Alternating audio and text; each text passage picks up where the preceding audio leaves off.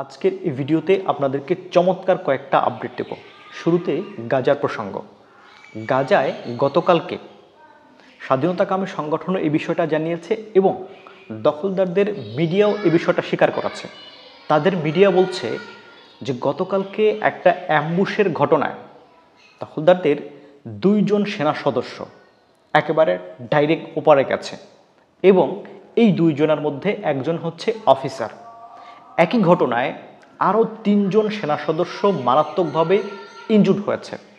পরবর্তীতে তাদেরকে উদ্ধার করার জন্য হেলিকপ্টার সেখানে আসে। হেলিকপ্টার এসে তাদেরকে সেখান থেকে উদ্ধার করে নিয়ে যায়। প্রথমে তারা একজনের কথা স্বীকার করেছিল, পরবর্তীতে তারা 2 জনের কথা স্বীকার করেছে। এখন প্রতিরোধ বাহিনী প্রতিনিয়ত এই ধরনের জবাব দিচ্ছে। প্রত্যেক দিন এই ধরনের ঘটনা ঘটছে এবং গতকালকে আরও কিছু ঘটনা ঘটেছে। ওদের একটা মার্কাবা ট্যাঙ্ককে উড়িয়ে দিয়েছে, পাশাপাশি একটা D9 বুলডোজারকেও উড়িয়ে দিয়েছে।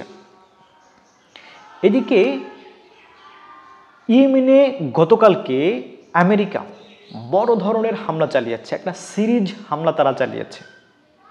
বলা হচ্ছে যে সেখানে অন্তত পক্ষে 21টা হামলা তারা চালিয়েছে 24 ঘন্টায় এবং সেই ঘটনায় প্রায় 92 জন, 48 ঘন্টায় 92 জন মানুষ শাহাদাত বরণ করেছে এবং এদের ম্যাক্সিমাম হচ্ছে ওই বন্দরে কাজ করছিল এইরকম সাধারণ মানুষ, শ্রমিক। তো এই ধরনের হামলা গতকালকে ইয়েমেনে হয়েছে।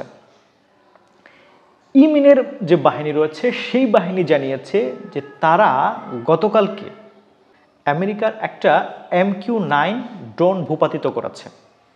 এই নিয়ে 21টা MQ-9 ড্রোন তারা ভূপাতিত করল।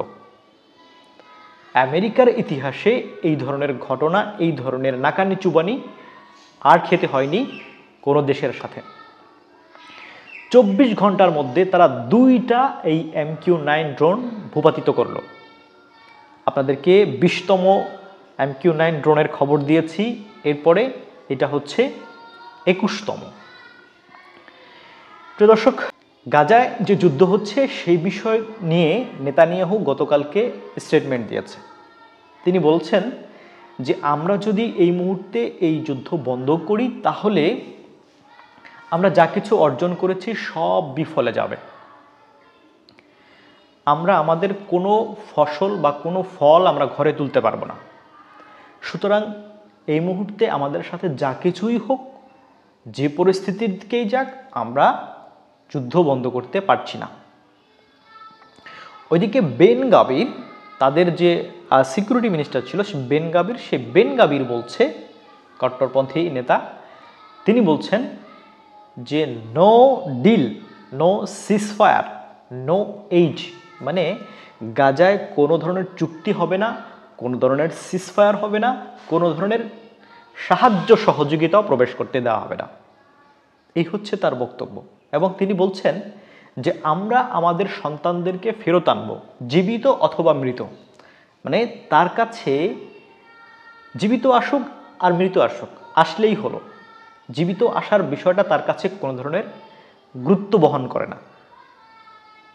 সে বলছে যে আমরা যুদ্ধ চালিয়ে যাব, তাতে আমাদের লোকজন যায় যাক, উনি আমাদের কোনো মাথা ব্যথা নাই।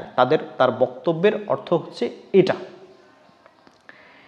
এদিকে ইরানের সাথে আমেরিকার যে আলোচনা হয়েছে, পরমাণু ইস্যুতে যে আলোচনা হয়েছে, সেই বিষয়ে ইরান বলছে যে আমাদের সাথে আমেরিকার আরেকটা পর্ব আলোচনা হতে পারে।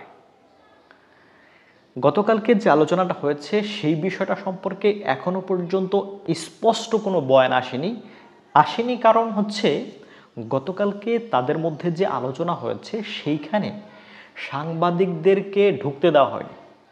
মানে সাংবাদিকদের ঢোকা সেখানে নিষেধ ছিল।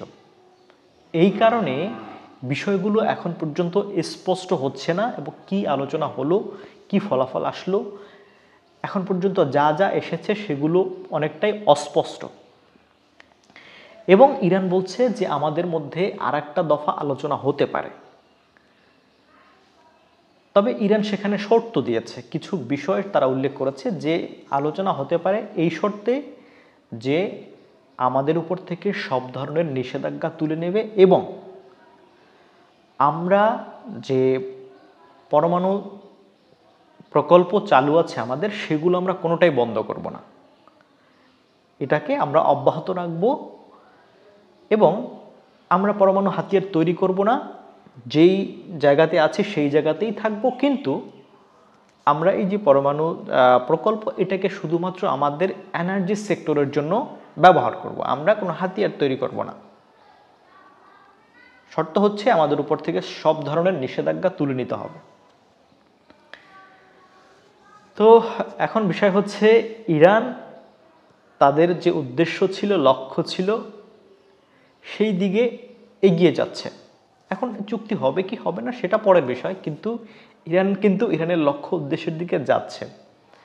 এই গাজার যত ঝামেলা, যা কিছু পাকানো, যা কিছু ঘটনা ঘটানো, সব কিছুর পিছনে তাদের নিজস্ব কিছু স্বার্থ ছিল এবং সেই দিকে ইরান কিন্তু মোটামুটি এগিয়ে যাচ্ছে। প্রিয় দর্শক, এখনকার আলোচনা শেষ করছি এখানেই। ধন্যবাদ সবাইকে। আসসালামু আলাইকুম।